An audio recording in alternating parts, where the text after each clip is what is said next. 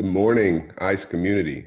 Let me get Instagram fired up real quick, and then we will get going. All right. Sweet. All right. For those of you guys that don't know me, I'm Zach. I'm on our lead faculty for both the cervical and lumbar spine courses. So I teach both of those. Got a course coming up at the end of March where Dan Crusoe, for those of you that know Dan, are doing cervical spine out in Manhattan, Kansas. Catch a few of our courses if you can, guys. We've got several coming up. Live course-wise, I know Justin has a course coming up in Portland. We've got Modern Management of Older Adult. That one's February 22nd. March 7th, we've got it again out in Indiana. Total Spine Thrust, the one in Oregon's March 7th. If you can come out to the Clinical Management of the Fitness Athlete, that'll be sort of somewhat what we're talking about today. We're going to do that one out in Colorado, and then it'll be here in Nashville, so that's where I'm at locally the next month, so in April. So catch some of those. Check out our course page. There's lots and lots. We're all over the country this year, so get to a few of those if you can. But without further ado, let's get started. So the title of today's episode is Creating a Market in Your Fitness Community. Small things or big things. And I wanted to talk to you guys a little bit from the perspective of being like the local PT that goes to CrossFit class, but not necessarily being the coach, not being the owner of the CrossFit box or anything like that. I know you hear from our fitness athlete faculty quite a bit about this, and a lot of them have a lot of clout in this area. But sometimes you have to probably sit back and think like, well, I'm just sort of a PT to coach the 4 p.m. class, and it may be a little easier if you own the gym or if you are the coach at the gym to command some of that respect. And so I really wanted to come at you guys from the perspective of the person that does go to the 4 p.m. class and doesn't have like a formal affiliation with the gym, but sees some of the folks from our local gym here. So a little bit about me. I started doing CrossFit in 2010. So I'm coming up on my 10-year anniversary in September. So I have been to thousands and thousands of classes with CrossFit. It's been something that I've been doing for the full decade and trying to get in as much as possible. So it's really like when I was trying to think of the points that are most important here in this episode, I really wanted to think about over the years, like reflecting on what the whole community feels and like what I've observed from the community over that period of time. So take that with a grain of salt. I think for sure one thing that speaks to a community that will help you build a market is having really good fitness. Some of the things we'll talk about will hit on how you would get really good fitness, but I do think that's one small point. And I think often we can get a little discouraged if our fitness isn't where it needs to be. And you think, well, people aren't going to want to listen to me because my fitness isn't exactly where it needs to be. And I think that couldn't be further from the case, but I think you have to do these things. So let's set the stage a little bit. I'm saying, hey, Will, hey, Jeff, good to see you this weekend. Hope the course wrapped up good, Jeff. So let's set the stage a little bit as far as what are we even talking about? So if you guys follow ICE, which most of you do if you're watching this, odds are you have this huge passion for helping folks. Likely it's got to do with fitness. We're very fitness forward. We're very manual therapy friendly. We're very psychologically informed. And most of the people I interact with at ICE are like laboring over those points. Like that's all we do is work on trying to get better at those few things. We've got to get those things perfect because that's what helps us reach people, right? So those are the things that everybody I interact with ICE is really, really passionate about. But sometimes getting that passion to like your local people, whether you're a runner, a CrossFitter, you go to Orange Theory, you go to F45, it doesn't matter. Sometimes getting that passion across to those people is more challenging than you wish it was. You wish they knew how much you cared so that they would essentially listen to you and see you clinically. But it's not always that easy. A lot of times people have long established trust built up with a provider that's different than you, that they're going to listen to that provider even though they like you and you're in their class, so on and so forth. So I wanted to talk about like kind of the slow game of building some of that trust. because I think we all know that forcing it down their throat, so just rolling into class and starting telling people everything you know is not the way to go, right? That's a great way to turn everyone off. And a lot of times they're not going to listen unless they've asked for your opinion, as you guys know with patients. So I wanted to give you guys three really pretty simple points, but I think they're points that most people don't think about. And when I reflect over the 10 years, the thousands of classes that I've been to with CrossFit, and I have to imagine this is the same if you're in a running group or if you're at one of those other like F45, Orange Theory, I have to imagine this is the same. I think these 3 points really help, and I don't think we hammer them hard enough. We talk a lot about active listening, and those things are very important, but I think these things really create a difference. The first point I want to talk about is that you have to show up early and or stay late. So, you know, a CrossFit class, for those of you that don't know, is 60 minutes. You know, I go at 4 p.m. Class runs from, we start warming up at 4 p.m. and pretty much that whole hour is accounted for. In that hour, there's not a whole lot of room for people to ask you questions, or even for you to just build relationships and have those little conversations. That hour is accounted for. Our coaches do a wonderful job of thinking about the bookends and filling that full thing with only gold, right? Like just what gets people fitter. So to try to build those relationships in that time, you can't do it in the hour. So I get to the gym at 3:50 minimum. A lot of times 3:45, sometimes even earlier. And especially if I've had a conversation with somebody and I know they need like a little bit more encouragement. And understand this isn't like a sales pitch that I'm talking about. This is just being there for your community. So I might get there at 3:50 and just have a few really like small positive nuggets that I'm dropping for somebody that I know is struggling with some knee pain or with some back pain, whatever. I'm not going to force my opinions down their throat during that time, but it's helpful for people to have some positive influence, because a lot of times if somebody has knee pain or back pain in CrossFit, the outside the CrossFit community might be saying, hey man, you've got to be careful doing that. Like, you know, I've known some people that got really messed up from doing CrossFit. You got to be careful. So like, it's important for you to be there so that you can say, you know what, I've seen that kind of thing clinically a million times, and it typically always does well. I don't think that you need to worry too much. And those little nuggets of positivity will build over time, and they'll start to respect your opinion a lot more. And they'll also respect the fact that, you know, you're being very positive. You're trying to keep them in the gym. You're in the gym. The other thing that you're going to do in those, you know, 10, 15 minutes before or after or both is you're going to work your accessory work that you know you need to be working on. For me, that's my ankles. Like my ankles are tight. They're not quite as bad as Alan's, but they're close. So like if we're going to do something like today, we've got some really heavy squat cleans. I know that my squat will get warmed up adequately. I need a little extra time on my ankles. So I'm going to go in a little early, start working my ankles, and drop little nuggets to my classmates if they have any questions. That does more than just warm up your ankles. It shows everybody that you're kind of about it. Like, because odds are if they see you at some point, you're going to ask them to do some accessory work.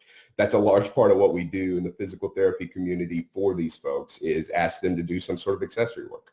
So you need to be demoing that. You need to be showing that that's important to you, because otherwise, if you've never done any of it and you don't move the best and you ask someone else to do it later, they're going to kind of take that with a grain of salt, especially if they move better than you. So again, a lot of folks will move better than you at CrossFit gyms. There's great movers all across the world going to regular classes. And so if they move significantly better than you and they don't see you doing anything to close that gap ever, it's going to be harder for them to accept your opinion.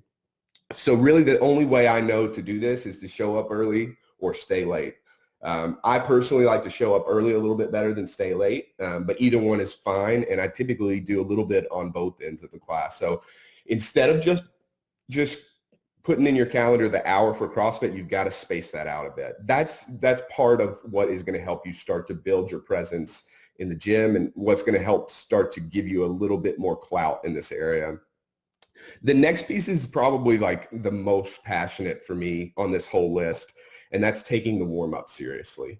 That is often we spend a lot of time as physios thinking about like, man, the perfect thing for people to do would be this.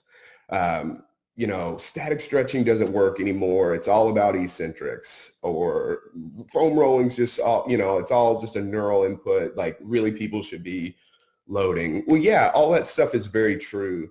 And we know that from the research, but to try to put that in the class that you're not in charge of sometimes makes you look bad. And let me give you some examples. So here's what I do in the warm-up. Whatever the coach says, I do it exactly. I don't mess around with any, like if they say do 10 reps, focus screwing your feet into the floor of air squats, that's exactly what I'm going to do. Every single one of those reps, I'm intentionally screwing my feet into the floor. I'm intentionally air squatting. I'm not going to do 7. I'm going to do 10. If anything, I might do 11, because you don't know who's watching you. You don't know what influence you have on those other ones in the class, but you have to do it right every single time. The way you do anything is the way you do everything. So you need to demo that perfect practice in your warm up so people will understand, like, this guy takes this really seriously. I'm not saying you can't have fun. The whole hour that I was talking about, like when you're doing the WOD, is not a great time to like cut up with your friends, because if you're anything like me, you're out of breath. So you can have fun, but you have to show the coach a lot of respect. You have to give them their due. A lot of times the coaches might not know as much as you about warm-ups or joint mobilizations or whatever to prep tissues. But the fact of the matter is that 15 to 30 people that are at that class, they're there for the coach. They're not there for you. So we need to bow to that. And if we want to win the respect of the community, you have to do what the coach says, whether you agree with it or not, I think. And you may end up finding that there's some value still in static stretching. It's not the worst thing that's ever happened. Respect that. I think the worst thing you could possibly do is sort of not take the warm-up seriously, stand in the corner with your friend and kind of chit-chat and do what you think is right. I think what happens there, or even worse yet, would be go bad on the coach to anybody in the class, like to say like, they don't know what they're talking about. They should listen to me. Those are the worst possible things you could do with that first 15 minutes of class. If you do that, I guarantee you it's going to look worse on you than it does on that coach. Even if you're right, even if you think like we should really be doing X, Y, and Z, but they've got us doing this, don't forget those people at that class are there for the coach. They're there for the gym brand. They're not there for your personal clinic brand. They don't really care what you had to say unless you've built some respect. So always, always, always take the warm-up super seriously, bow in respect to the coach, do what they say, and focus on doing all that perfectly. If you do this, you should really treat the coach, in my opinion, as if they're the MD. So like a lot of times we spend time marketing to physicians, or we talk to them about patient cases, and we typically always have some respect for them, even if, say, they sent a patient over with an order to do phonophoresis, and that's something that is not evidence-based for what you're doing. Like, you wouldn't say, hey man, that's stupid. Like, why would you do that? You got to do the same thing. You treat the coach like they're the doctor, because in this situation they are. They run that community. They manage that community's health. It's important for you to treat them with the utmost respect. I'll quit belaboring that, but I want you guys, before you warm up, whatever you do, whether it's CrossFit or run, I want you to think about that, and I want you to focus on doing that perfectly today. So do it perfectly. You can still have fun with your friends, but do it perfectly. All right, the last point that I think is also super important. Guys, I could have wrote 10 points down, but I think these are the most important, the ones we talk about the least. It's consistency. So oftentimes CrossFit or anything where you're doing group fitness, you see like a initial surge, and then people kind of level off because they get tired of being sore or they get busy or whatever. So like what I mean by consistency is you've got to be in the gym more than 3 times a week in the long run to get fitter. So I'll tell people sometimes, if they're coming from a fairly sedentary background and they're starting CrossFit, like maybe just go for 3 times a week. Like that might be a great starting place. But really, to start chipping away at your fitness, you need to get towards that 5 times a week that CrossFit prescribes. They say 3 on, 1 off, 2 on, 1 off. A lot of folks, that might be more challenging schedule-wise. So you might do 4 on, 1 off, and then go Saturday morning, something like that. But it doesn't matter. The point is, you've got to be in there 4 to 6 times a week, in my opinion, in the long run. Build to that volume. to where your face is in that gym all the time. People know they're going to see you when they go there. That's important because you're taking your fitness so seriously that people respect that, right? They know, wow, Zach's in there. He's in there every day. Every time I come at 4 p.m., Zach's in there. And they're going to see that like you really believe what you're saying, which is fitness is the most important thing. I don't know how you guys believe, but I think most of you probably believe like I do. And that's if we created fitter humans, we would have a lot less of this musculoskeletal and pain epidemic that has popped up. The only way to do that is to build legit fitness. The only way to build legit fitness or build legit anything is with discipline. Nothing's ever going to be gifted to you. You're never just going to walk into a ton of fitness. Even if you're a little fitter than some, like on the starting block, you're never going to get to elite fitness without hard work. You have to earn that fitness. I think when you think about like, well, I'm not where I want to be, so I'm not sure if the class is going to listen to me. That has not historically been the case in my estimation. Historically, what I've seen in class is that the folks that work really, really hard over time, like everyone respects them. It doesn't matter if they come in first in the class. It doesn't matter if they come in last. Heck, half the time the person that's coming in last that's working really hard gets the most respect of anybody because they're in there doing it. So I really don't think elite fitness matters when it comes to trying to help this group. I think the only thing that matters is consistency, showing up early, staying late, and taking things like the little things like the warm-up seriously. Guys, if I left you with one message, it's all things are given with discipline. Nothing's going to be gifted to you. You know that. Becoming a good PT was not just, it didn't just fall into your lap. If you work on spinal manipulation a lot, like you spend a lot of time thinking about those levers, thinking about how exactly to keep your hands as soft as possible so that when you deliver the technique, the patient can relax.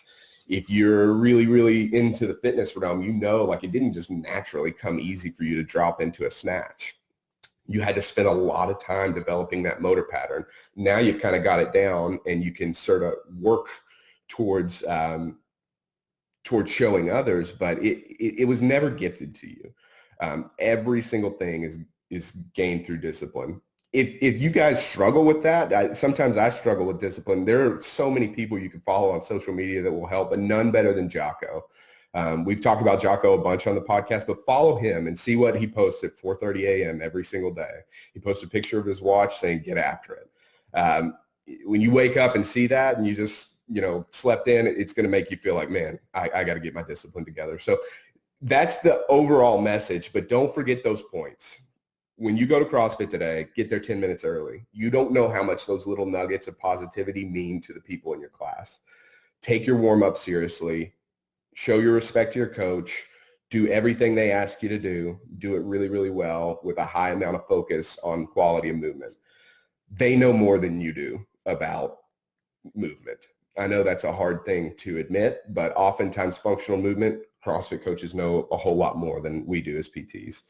And then the last thing is you got to get consistent. That doesn't have to happen this week. You don't have to start going 6 times this week, but you need to have a 6-month plan in place of building your resilience, building your chronic workload to where you can be in the gym regularly.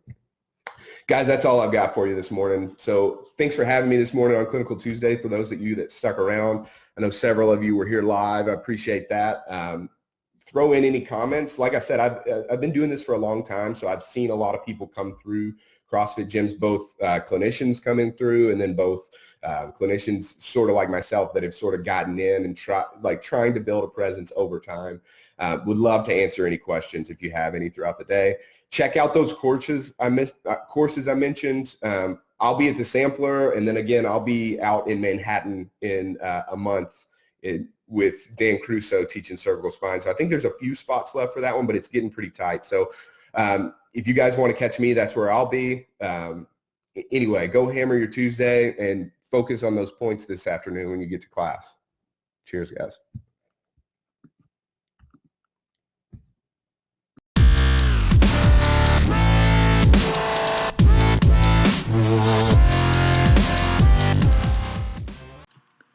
Hey, thanks for tuning in to the PT on Ice Daily Show. If you enjoyed this content, head on over to iTunes and leave us a review. And be sure to check us out on Facebook and Instagram at the Institute of Clinical Excellence. If you're interested in getting plugged into more ICE content on a weekly basis while earning CEUs from home, check out our virtual ICE online mentorship program at ptonice.com. While you're there, sign up for our Hump Day Hustling newsletter for a free email every Wednesday morning with our top 5 research articles and social media posts that we think are worth reading. Head over to ptonice.com and scroll to the bottom of the page to sign up.